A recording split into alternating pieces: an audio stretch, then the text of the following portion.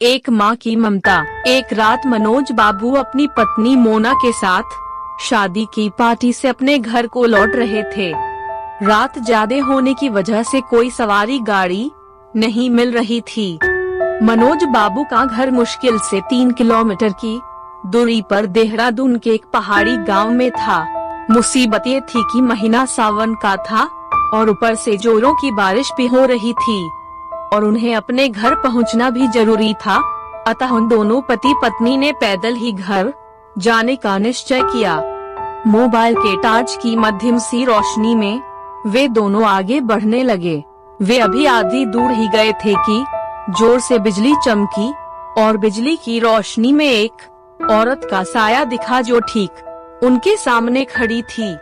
इस सुनसान सी सड़क पर रात के अंधेरे में अकेली औरत को देखकर उन्हें डर लगा और मन में तरह तरह के विचार आने लगे कि कहीं ये कोई, खैर जो भी हो देखा जाएगा।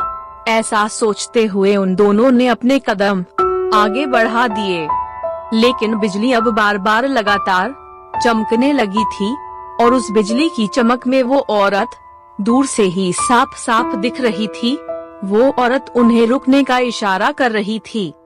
उसे देखकर मनोज बाबू की पत्नी की तो हालत खराब हो रही थी, लेकिन मनोज बाबू को अब लगने लगा कि ये औरत शायद कोई मुसीबत में है। वो औरत कौन थी? फिर वो औरत दिखाई क्यों नहीं दी? कहीं वो कोई? मनोज बाबू बोले, वो एक माँ थी, मरकर भी अपने बच्चों के लिए तड़पती है, जो वही एक माँ थी वो। मनोज बाबू की ये कहानी सुनकर मेरी आंखों से आंसू निकल गए हैं।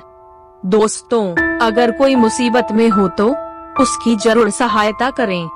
क्या पता हमारी एक छोटी सी कोशिश किसी की जिंदगी में बहार ला दे।